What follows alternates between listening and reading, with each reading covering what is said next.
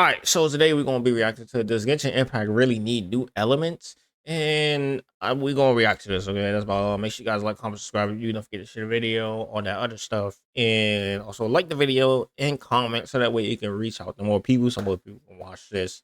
And link down in the description for the original video. Also, let's get right into the video. When the Pokemon franchise made a push into the 3D space for the first official time, Pokemon X and Y introduced a new typing to the game, Fairy type. This would mark the first instance the series has had a new typing in 13 years across 4 generations, with the last time being Generation 2 introducing Steel and Dark type. The Pokemon community at the time was both excited yet mildly concerned at the thought of a brand new type being added to the game, but all in all, I think the inclusion of Fairy made things a lot more enriching for Pokemon thereafter, considering it provided a measurable buff to older Pokemon like Clefable, Gardevoir, Togekiss, and Azumarill, along with the type itself being a veritable counter against the all-powerful Dragon type at the time.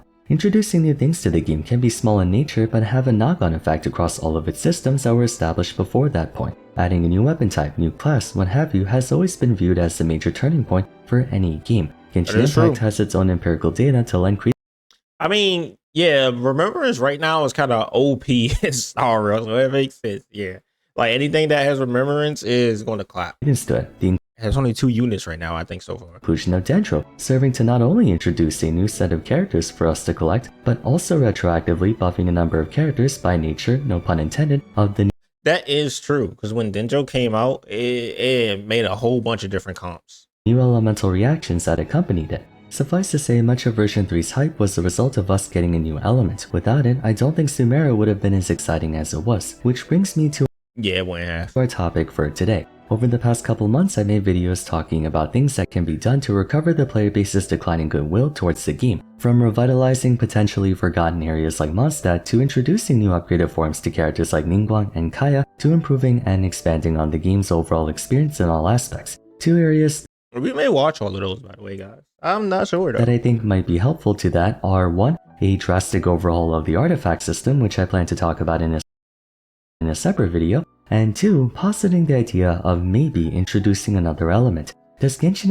I'm gonna be honest, I think the artifact system should be just like HSRs. I'm gonna be real. Like, it should be just like HSRs. Which it kind of is, and it's kind of not to a point. Right, I feel like we should get a lot more resin.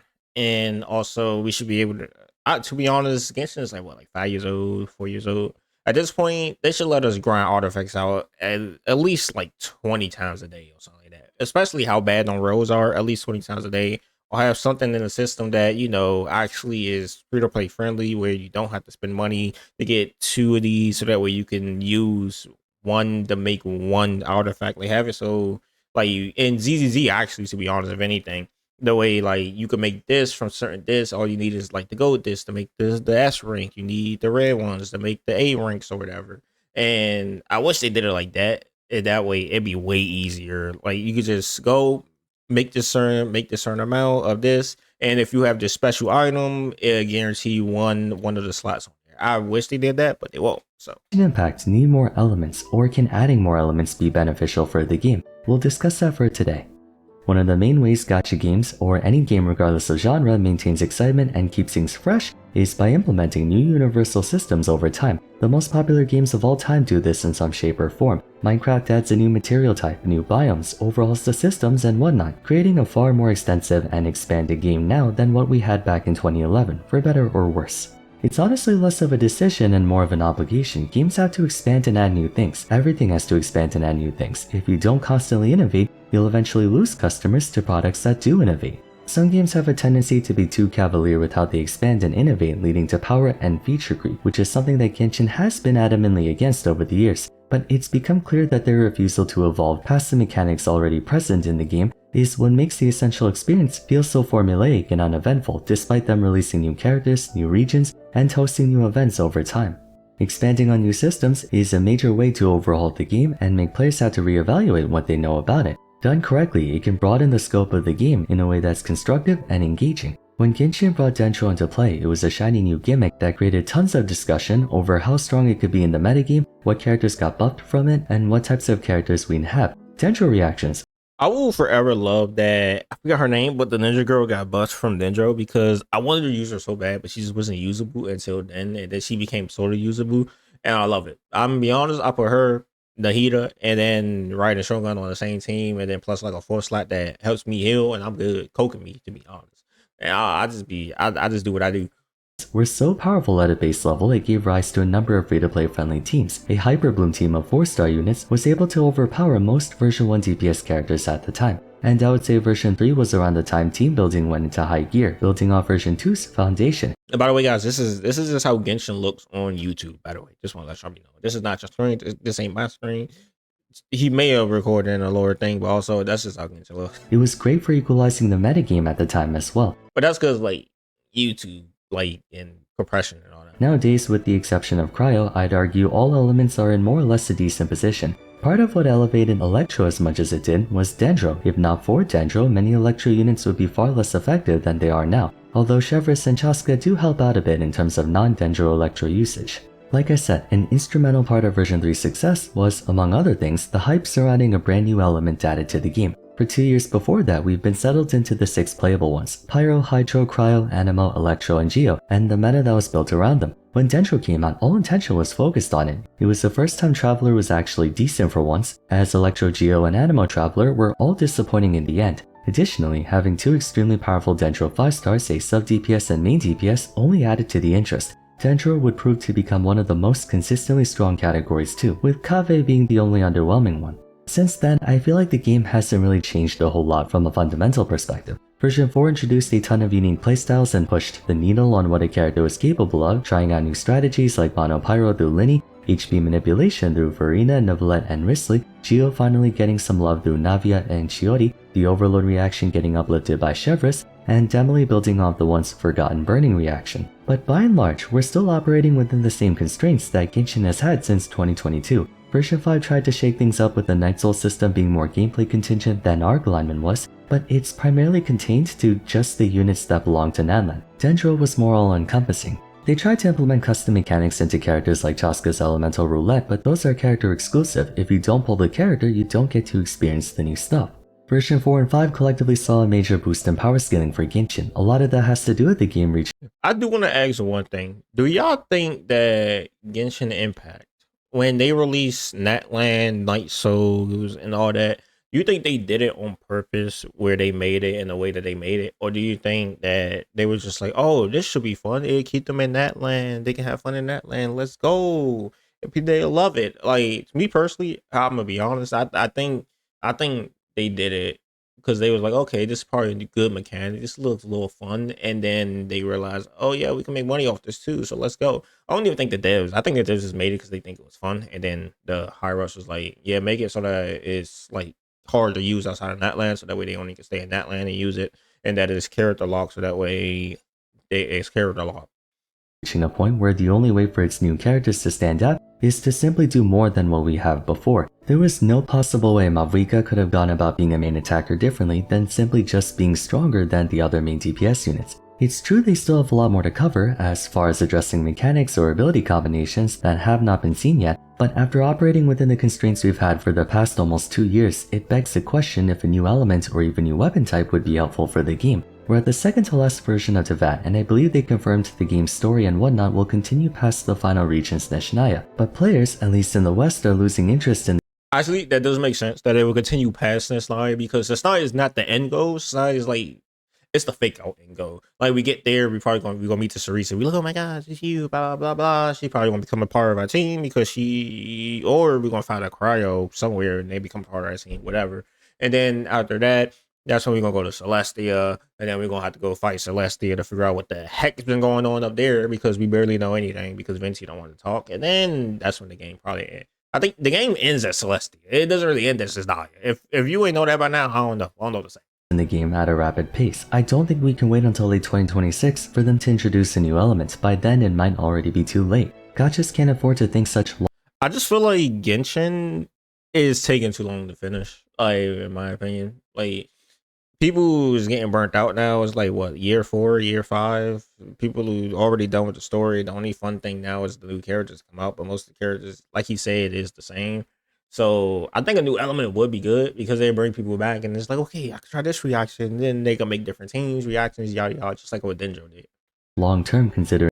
But that means they're gonna have to add a character with a new reaction. I mean, Be honest, I think Quantum is going to be in the game at some point, and I think it's going to be Tartaglia's mentor, that the one that's going to be the one that bring it in. The industry itself is all about short-term instant gratification and whatnot. Cat with Blue Hat actually made a video way back on how Genshin might potentially have more elements, such as a light and dark element, or maybe something more dimensional like time and space, perhaps a void element. There have been theories on Honkai Star's quantum and imaginary elements possibly also being added to Genshin. Then we have Dane's Leaf, Bro, I hope so. I really hope so. who appears to make use of abyssal properties to attack instead of your conventional 7. That's been practically unofficially confirmed by Hoyo at this point to be a potential new playable element. These are all theories, mind you, but the point is, something to fundamentally change the game would be necessary in not just handling the monotonous gameplay experience we've had for years, but establishing true change for the game, an inflection point that distinguishes the Genshin we knew before from the Genshin we know now. It's hard to tell exactly how that would play out though, because for the most part, elemental reactions have been conceptualized around real-life applications. For instance, water conducting electricity is what makes electrocharge behave the way that it does, or fire and ice causing a melt reaction, Animal Swirl using wind to throw around fire, electricity, water, and ice everywhere. Despite the fantasy world of Genshin, they try to make the elements adhere to a specific real-life occurrence. Naturally, it can make theorizing a possible reaction between fire and light, or nature and dark, a bit more nebulous and hard to grasp. But that can pose a new opportunity in and of itself. Instead of releasing just one element, I'd argue there might be merit to releasing multiple, further creating an entirely new elemental reaction table. The 7 elements of Genshin have already covered Earth's elements quite extensively. The only things I could potentially see them adding are new reactions for each element. After all, we still don't have a full 7x7 web. For instance, Cryo reacting with Dendro or Animal reacting with Geo. There's still room for that to go around. Instead, what they can try to accomplish with the more dimensional elements like time and space is to use it to manipulate the battlefield to indirectly facilitate other reactions. For instance, using time to put a target into a frozen state with an elemental application on them, then doing like a chain attack on it before unfreezing them to apply all of those elements at once. Alternatively, they could tap into some more fantastical interactions like combining light with cryo, using ice to reflect light for more AoE damage, perhaps combining darkness with pyro for a dark fire attack. On that front, maybe the new elements could have supplementary components to them that enhance or alter the properties of the reactions we have, adding time to a vaporized reaction or space to a quickened reaction. Maybe adding light to a swirl reaction or dark to a crystallized reaction could do stuff like make the reaction last longer, apply debuffs, deal splash damage, or something to that effect. Personally, I think a separate elemental reaction table would allow for more interactions to take place, mostly because dimensional aspects like time, space, light, and darkness are already thematically linked to each other. It might even allow for a new type of endgame content, or perhaps an overhaul to Spiral Abyss, where one side can mandate terrestrial. I mean, what I think one thing they could do, like, because they didn't want to like mess up the other elements, right? They could just have light and dark or quantum and imaginary just like match with each other, like how a lot of games do. Like a lot of games that have light and dark in it, what happens is that it'd be like all these elements react with each other, but then light and dark is on its own level and they react to each other hard by itself. But when it comes to the rest of the other elements, they don't, like, it's kind of like a balance. They just kind of equal it out, so it don't really phase them. But the only thing that phases them is a light beats dark or dark beats light, because light and dark are always together, right? So it's just always fighting against each other type thing. But then it's like those the only reactions they have, but then it won't have any reactions, right? So that may not work. That may not work in this one. Elements, while the other side needs dimensional elements. The benefit of this is that, as mentioned before, it would create a totally brand new experience for Genshin, the likes of which have never been seen before, giving Hoyo plenty of room to release new characters, expand on new mechanics, new combat systems, and release new endgame content that can further encourage players to test out different characters. Even though version 5 units are stronger than ever, they're being skipped a lot by players because they're ultimately non-essential. But if they were to release 2 new elements at once, light and dark for example, then suddenly, even if the feature light or dark 5 stars are comparatively not as strong as Mavuika in attacking or Farina in supporting, simply for the sheer fact that they're new makes them more appealing and sought after. It's a way to stifle power creep since Hoyo can spend a year or two building on the elements more, therefore not making more units for the current 7 and having to gratuitously inflate their power to drive sales. They would have to make a light and dark healer, light and dark support, light and dark sub DPS, light and dark main DPS. At the rate at which Genshin makes new characters, that could keep us occupied for an entire version. More when you consider they have a habit of making units of each element for every region, like how for Dendro they went back to Inazuma for Kirara and Liyue for Yaoyao and Baitu. New systems being put in place require more strategy and team building, making things more interesting for players who focus on that side of the game. On the other hand, those who play more casually and just to mess around will appreciate the new mechanics in their own way. It's fresh and new for all types of players, not just us ones. Ultimately, this does mean they would have to add new endgame content, which is kind of what players have been begging Hoyo to do for the past god knows how long. One other benefit to doing this, especially early, is that it lays the groundwork for when those elements eventually become relevant in the story, making it feel like less of an asshole. What caused Natlan to feel so out of place is how everything came out of nowhere. If they were to foreshadow more sophisticated technology being in the game ahead of time, like say electronic music being seen in Fontaine or Sumeru, then perhaps she'll. Yeah, that is true. Because like one of the criticisms that people have about Natlan is mainly is one of them is because it's like, oh, we get a biker girl, we get a DJ. When the heck did they even have mics and DJs and Genshin in the first place? When like Fontaine was supposed to be the most sophisticated, and they didn't even have bikes. They just had like boats that traveled through basically like your train or something like that. That's about it. Like what? So it does make sense. And I get where people coming from with that because like they. That's why they was like, okay, Natlan is basically Goon Fest / put this in there because it looked cool. That's instead of actually matching with the world. But I was like, if they would have said, okay, because they hyped Fontaine up to be sophisticated and they brought Fontaine out. I mean, characters were still the same. It's just that Fontaine had all this extra stuff like newspaper, yeah.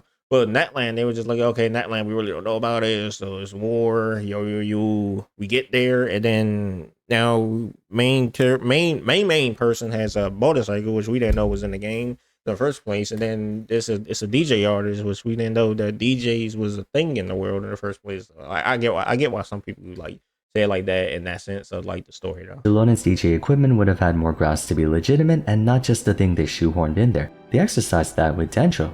The player base was aware of it being in the game from day one with the burning reaction, Dendro slimes, Baiju having a Dendro vision, and so on. So when it was brought into the game, it made perfect sense for there to be Dendro characters outside of Sumeru. We just haven't met them yet. Adding new elements now could make them feel like they were more involved in the game compared to if they were completely absent for the entire time. Let's put this another way, if Hoyo plans to eventually go past the VAT and bring us new playable elements, there is no possible way those new elements can be retroactively implemented in previous regions without it feeling like a complete retcon. Whatever element Daneslave is, they obviously plan to keep it only for characters associated with Kanria, but if they were to create say a light element character first seen in Celestia, they can't release a light character that came from Mostan or Fontaine since the lore forbids it. So if they want to make it so light or dark element characters walk around to VAT, maybe introducing them ahead of time as a precursor would help them feel more integrated. All that said, there's an obvious downside to adding new elements, namely in that you can interpret having to pull for new characters in a good or bad way depending on who you ask. Optimistically, you might see it as an opportunity to play into something fresh, whereas cynically, you might see it as Hoyo trying to force you to pull for new characters out of necessity, with there being no alternative options available.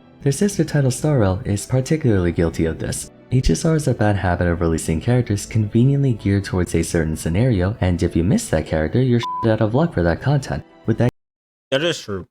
I'm gonna be honest. I try my best. I can't save this game anymore. I'm gonna be real. I mean, even I gotta admit that is true. Like, literally, Herder is. Well, I'm okay. Not even Herder. Let's be real. Let's be honest here. Angela, whatever her name is, obviously she was made for Sunday. When she came out, I knew for a fact that Sunday was gonna boost her up. So so it was like Sunday, and then next thing you know, Angela, whatever her name is, came out, and it's like, okay. All right, just like how Remembrance came out, and Remembrance actually was good for Herder, but Herder also had like the other Herder and whatever, right? But it was like, all right, it was like Sunday came out, and then after Sunday came out, Angela came out, and guess what? They work perfectly on the same team, which means you would have had to summon back to back and hope that you got it early. First of all, if you was free to play, and also when your 50/50s was this, that's the thing. But like, it's crazy because they don't give you time to like, and then if you miss Sunday. Then from what I heard when she first came out, if you miss Sunday, then she's already garbage as it is, and then all the extra stuff with it.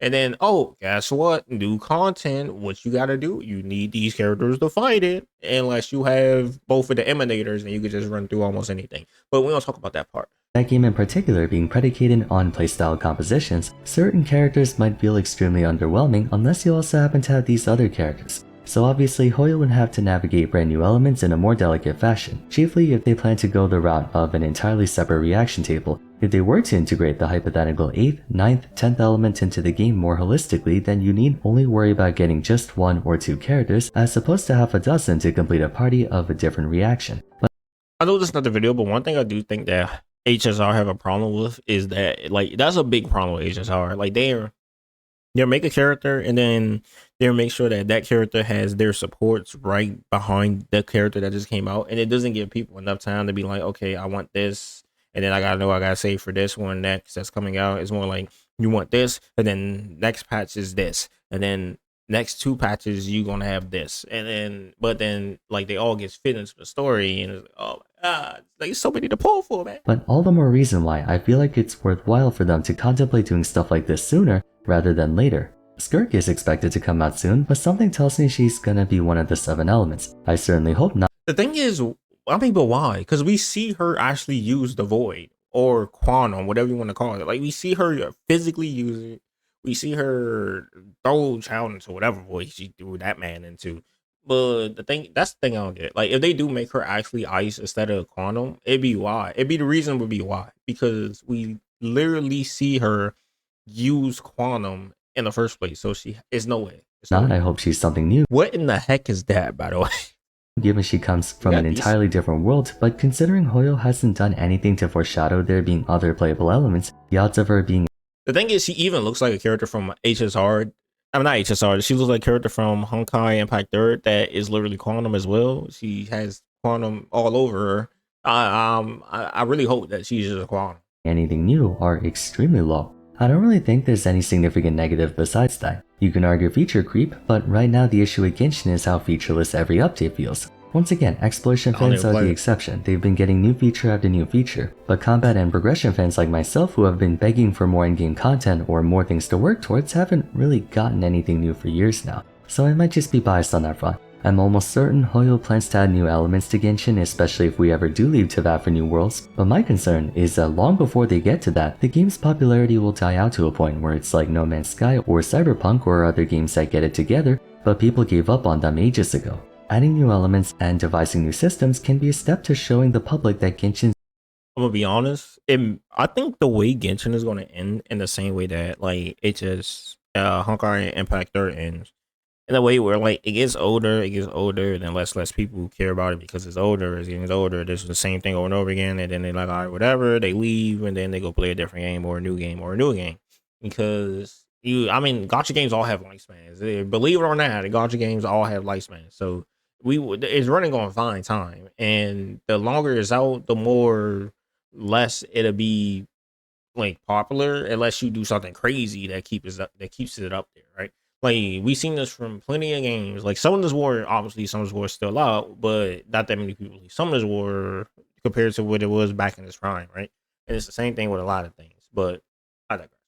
It's about to change in a big way. Not just smoke and mirrors, but fundamental, foundational change. And actually, I don't digress, because they could do something like what freaking Fortnite does. I mean, not like events every whatever, right? But I'm just saying, like, how Fortnite keeps his fan base by doing an event every season, like season update, big season update. Everybody comes back, do what they gotta do, boom, boom, and then it dies off again. It comes back again, and that's a free to play game too. But at the end of the day, I mean, I think Genshin also would be good if they actually decided to, make good events too. But that's just a thing that we just never going to get from any gacha game, I guess. I hated that fishing event in WoW. I don't care what anybody say. That fishing event sucks for me. Change. What do you guys think about new elements? Do you believe the game can get by on the 7 we have now, or do you agree that new stuff could be just what we need to turn things around? Let me know in the comments down below. For now though, if you enjoyed the video, a like and subscribe would be much appreciated. Don't forget to follow me on Twitter @FarsFarum, join my Discord server, and check out my other Genshin discussion videos if you haven't yet. But till next time, thanks so much for watching, and I look forward to seeing you again soon. Take care. We may look at his other videos, but one thing I did want to state, good video by the way. Like, comment, subscribe to that, man. But other than that, yeah, that's about it. Make sure you guys like, comment, subscribe, and I want to know what you think about Genshin. Then I'll see you guys in the next video. Peace out.